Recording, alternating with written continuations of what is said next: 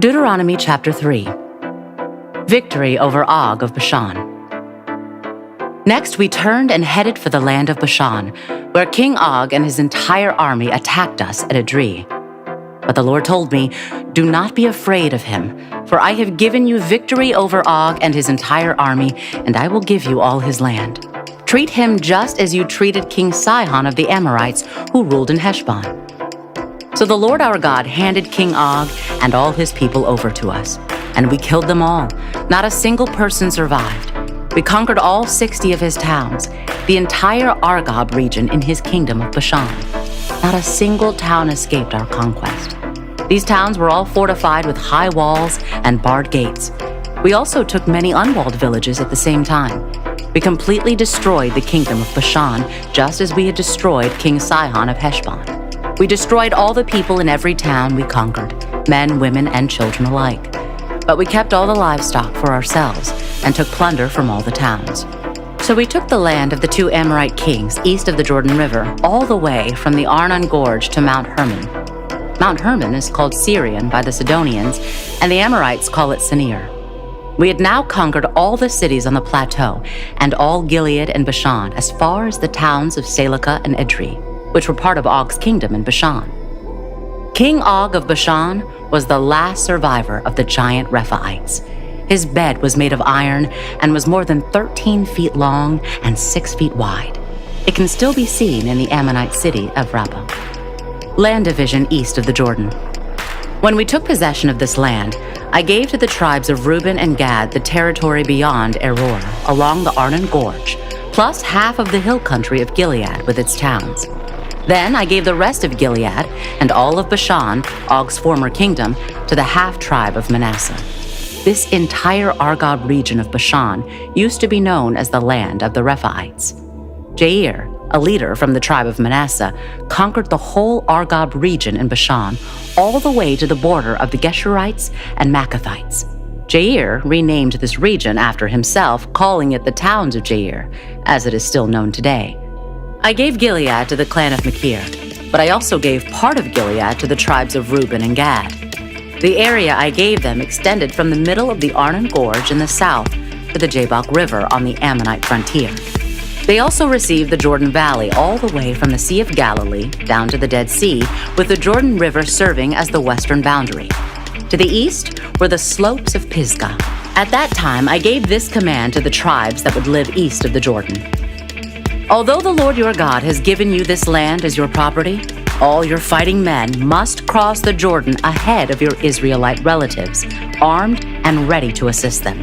Your wives, children, and numerous livestock, however, may stay behind in the towns I have given you. When the Lord has given security to the rest of the Israelites, as he has to you, and when they occupy the land the Lord your God is giving them across the Jordan River, then you may all return here to the land I have given you. Moses forbidden to enter the land. At that time I gave Joshua this charge. You have seen for yourself everything the Lord your God has done to these 2 kings. He will do the same to all the kingdoms on the west side of the Jordan. Do not be afraid of the nations there, for the Lord your God will fight for you. At that time I pleaded with the Lord and said, "O sovereign Lord, you have only begun to show your greatness and the strength of your hand to me, your servant. Is there any God in heaven or on earth who can perform such great and mighty deeds as you do? Please, let me cross the Jordan to see the wonderful land on the other side, the beautiful hill country and the Lebanon mountains." But the Lord was angry with me because of you, and he would not listen to me. "That's enough," he declared. "Speak of it no more, but go up to Pisgah Peak and look over the land in every direction. Take a good look, but you may not cross the Jordan River. Instead, commission Joshua and encourage and strengthen him, for he will lead the people across the Jordan. He will give them all the land you now see before you as their possession." So we stayed in the valley near Beth Peor.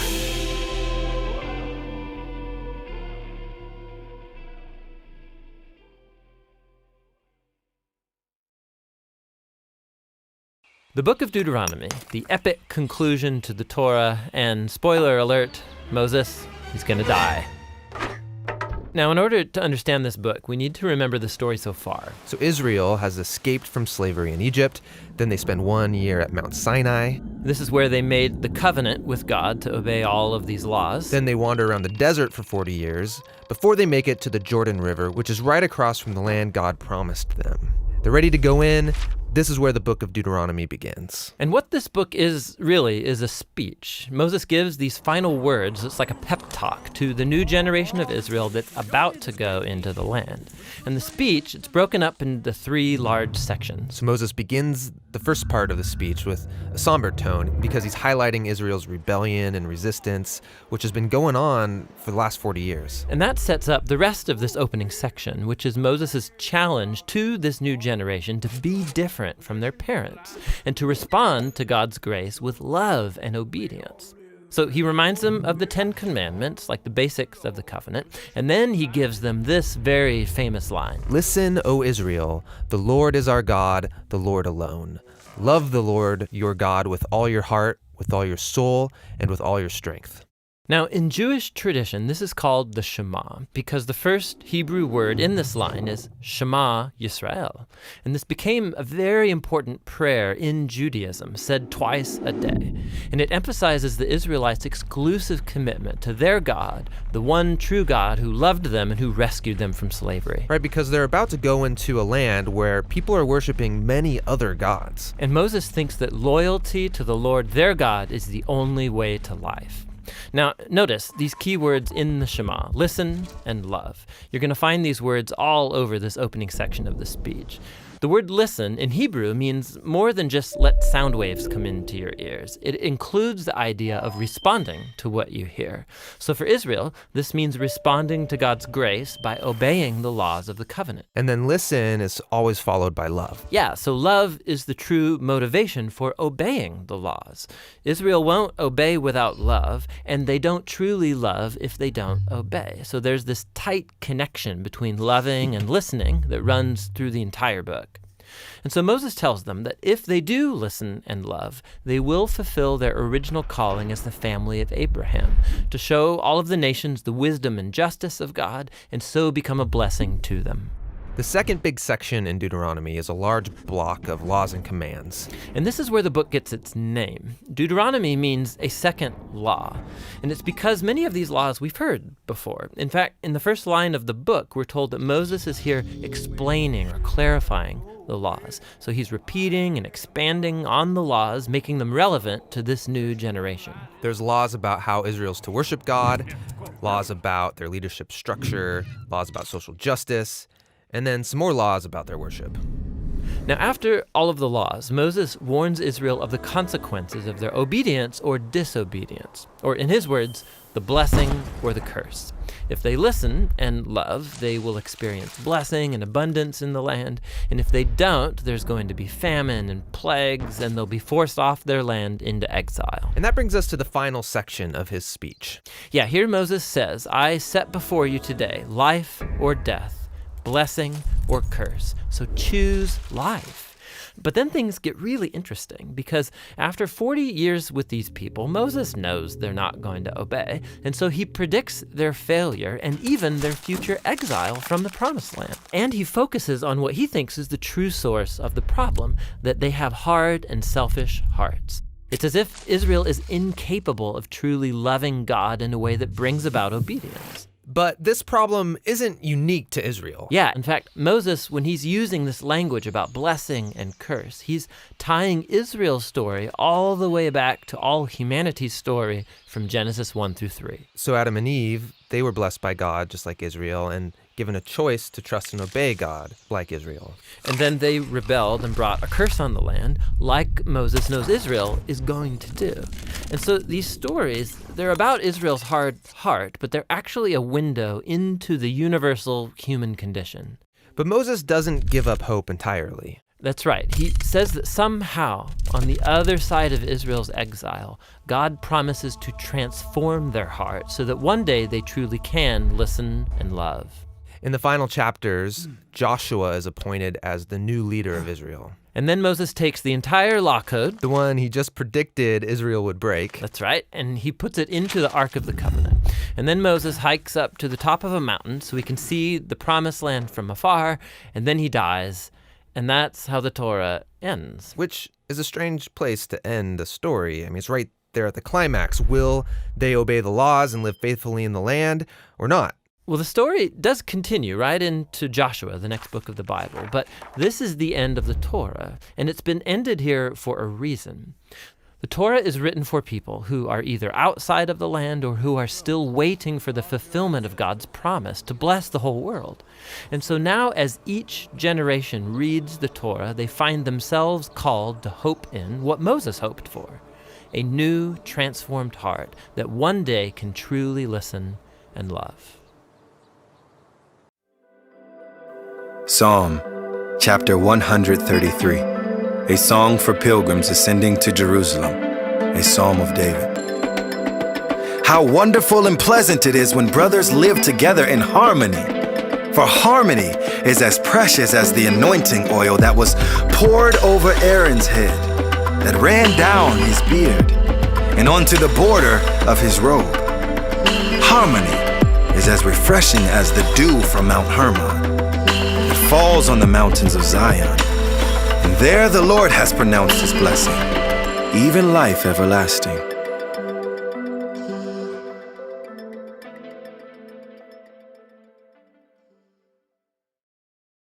Chapter 20, the resurrection. Early on Sunday morning, while it was still dark, Mary Magdalene came to the tomb and found that the stone had been rolled away from the entrance. She ran and found Simon Peter and the other disciple, the one whom Jesus loved. She said, "They have taken the Lord's body out of the tomb, and we don't know where they have put him." Peter and the other disciple started out for the tomb. They were both running, but the other disciple outran Peter and reached the tomb first. He stooped and looked in, and saw the linen wrappings lying there, but he didn't go in. Then Simon Peter arrived and went inside.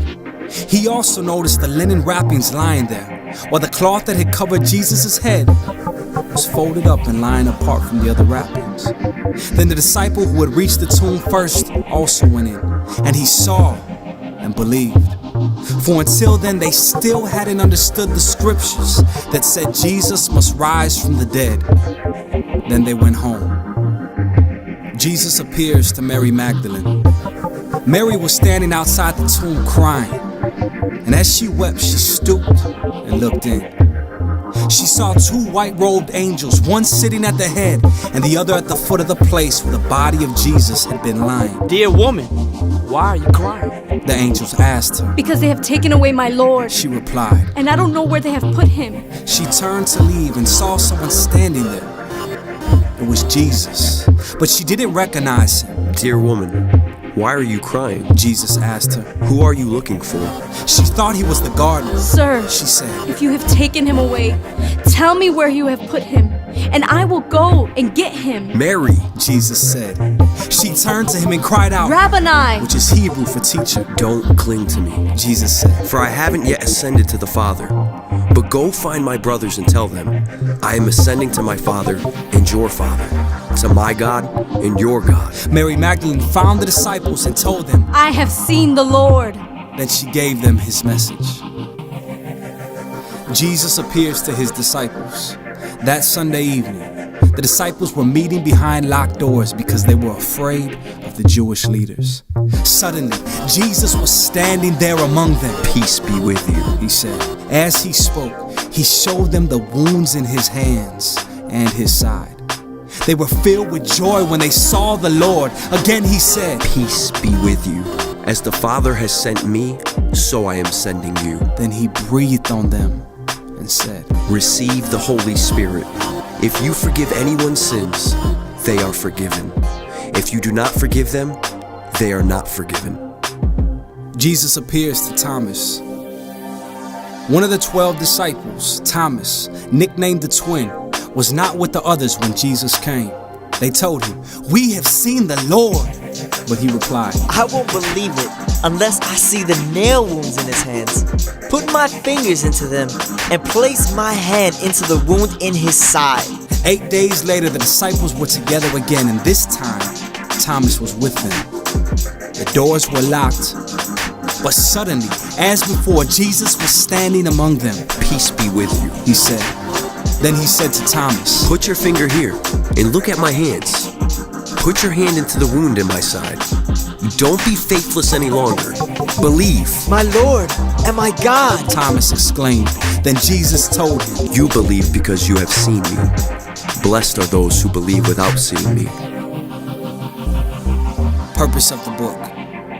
The disciples saw Jesus do many other miraculous signs in addition to the ones recorded in this book. But these are written so that you may continue to believe that Jesus is the Messiah, the Son of God, and that by believing in him you will have life by the power of his name.